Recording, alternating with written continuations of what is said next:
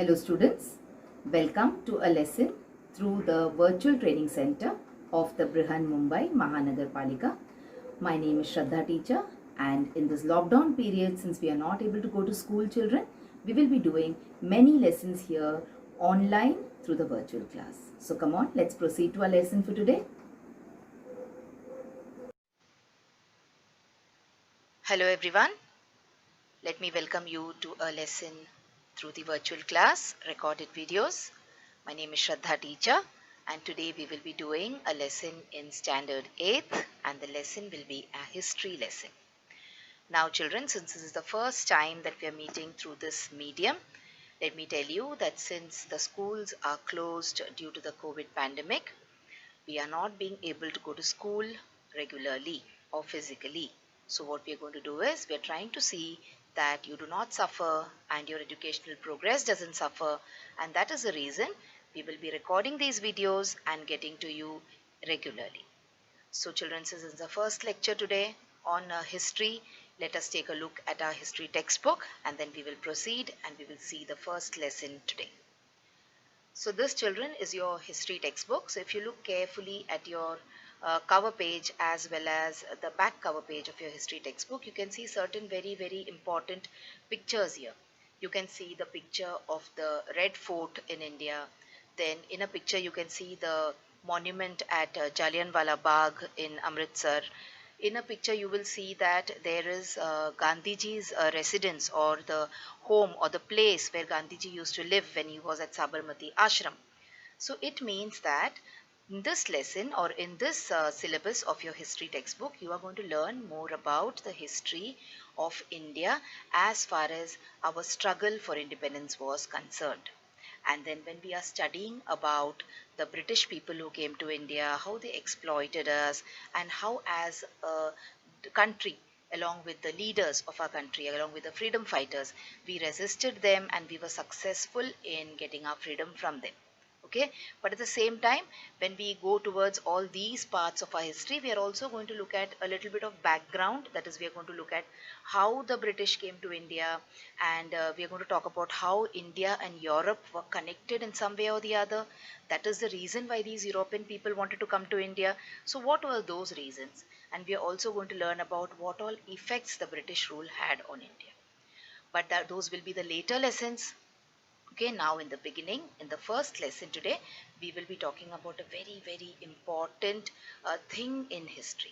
Now, history is based on sources of history. Okay, now in case you want to study history, it is very necessary that the sources of history should be properly understood, and they should be properly authenticated, and we should also know whether the sources are right, because if our sources of history go wrong, then maybe somewhere the narrative of history will go wrong. So the sources of history is the first lesson in your 8th standard history textbook. And if you can remember what we have learned in the previous year, children, you will see that in standard 6th also and in standard 7th also, we have learned about sources of history. Okay, even in standard 5th, I think you have learned about sources of history in the chapters in EVS. So having said that, our first lesson, like I told you, will be about sources of history. So now what are these sources of history? Remember that this year in the 8th standard, we are not going to learn about ancient history or medieval history. We will be learning about, you can say, modern history or contemporary history. That is the history of the freedom struggle of India. And this dated to around 70-80 years ago. Now, when you talk about ancient Indian history, the sources which you used to study about ancient Indian history were different.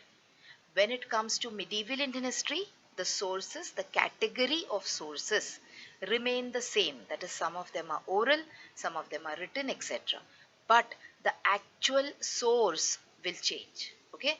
In the same way, now in this lesson, we are going to learn about sources of history, but these sources of history are in relation to the modern era or the modern history.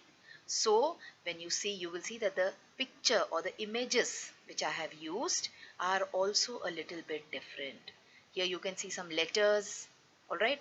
You can see some books, you can see some metal objects which have been fabricated or maybe made in a company or a factory or something like that.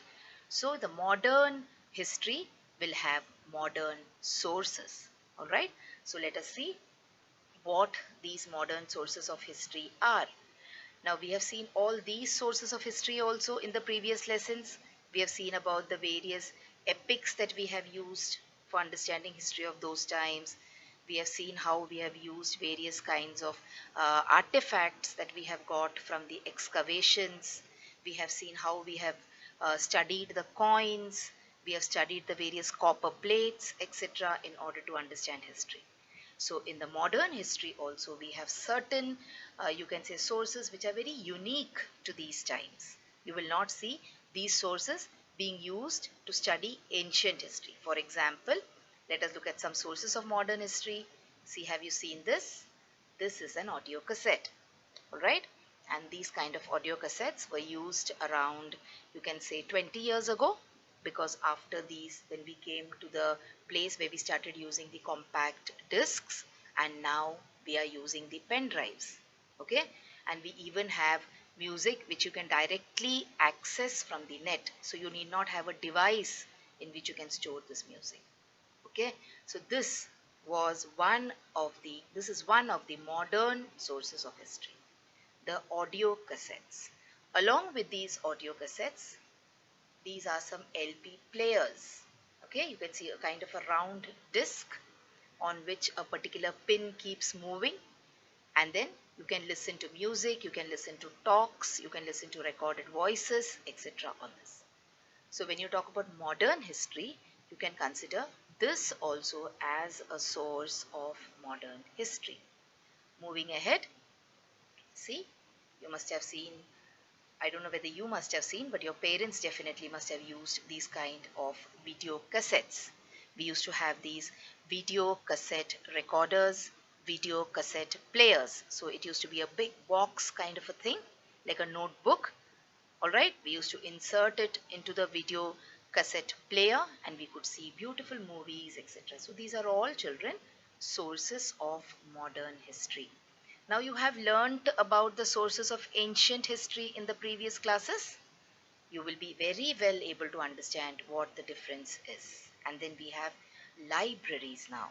Okay, libraries in which there are various books, there are various scriptures, there are various letters, handwritten notes, factory, you can say people used to work in factories and they have made those kind of readings for the factory.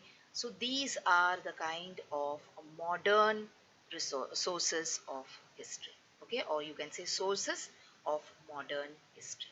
So we have audio mediums, we have visual mediums, and we also have audio visual mediums.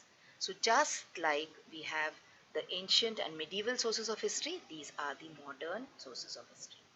And like I told you, the types of the sources will remain the same. That is, some of them are the oral sources, some of them are the material sources, and some of them are the written sources. Only there, you can say the way they are used, okay, how technology has lent a helping hand to how these resources are preserved is different.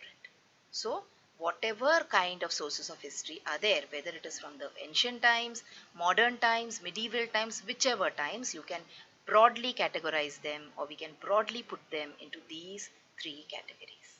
But apart from that, now we are going to look at each of these categories separately. So let us talk first about the material sources of history. We are going to follow the sequence which is there in your textbook. So in your textbook, in lesson number 1, they have discussed about material sources of history in the beginning of the lesson.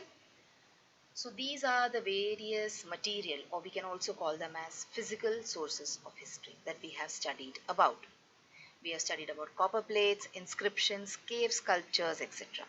But then now we are going to go a little ahead and we are going to talk about modern, you can say, material sources. So we will consider 2 points here, that is memorials, we will consider buildings or forts. Okay, so let us see these forts and these palaces, you can say, which the rulers of the ancient times built. They are all material sources of history. So there's a beautiful image of a fort. Forts also, children, are of different types. You must have learnt in the previous class. We have forts in the forest, we have forts in the seas, etc. Isn't it? Look here, this is a tomb. This is also a material source of history. It is a monument where a great king maybe, or a great personality in history has been buried. So when you go to such a place, you learn more about that person and you learn more about the history of that particular place. Okay? And look at this. This is a kind of a palace. Alright? So these princes, these rulers, they had these huge palaces, and many of these palaces, children, have now been converted into museums. Alright? So these are also a kind of material source of modern history. Then you have the Virgalas. That is, Virgalas are a kind of temple, you can say, okay, or a temple out in the open where people used to worship things. Okay, you can find these kind of images or idols which are kept under these huge trees, and then they are worshipped. So these are also a kind of source of history. And then you have these kind of palaces. We have the places where these queens used to live. These are also supposed to be material sources of modern history. Ancient houses, all right. And then we have these kind of jails. Now this is a very, very famous jail. This is a cellular jail in the Andaman Islands. They used to call it as Kala Pani. So whoever was sent here, the British people, they used to send many of our freedom fighters to these kind of places. Okay, and one of these cellular jails is a jail in the Andamans. And you know that very famous personalities like Swatantra Veer Savarkar, or Vinayak Damodar Savarkar as we call him, he was imprisoned in one of the cells in this particular prison. Okay, so these are all, you can say, material. So children, hope you enjoyed the virtual trip that we did, and we went on a visit and we saw all the various material sources of history. We saw the various monuments, we saw buildings, we saw palaces, we saw temples, places of worship, etc. Okay, so this was the first part of this lesson for you. Now in the next part of the lesson, we will be talking about the written resources or the written sources of history, but that will be at a later date. Okay, today the 15 minutes that we have is up. So let's meet again next time and talk about the next type of source of modern history, that is the written sources of history.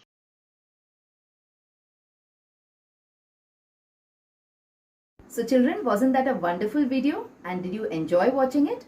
So if you want to watch more such videos in future, then please like this video and also subscribe to our channel, the MCGM Portal for Education, and also hit the bell button so that you get notified whenever I upload a new video here. Thank you so much for now. Let's meet again soon.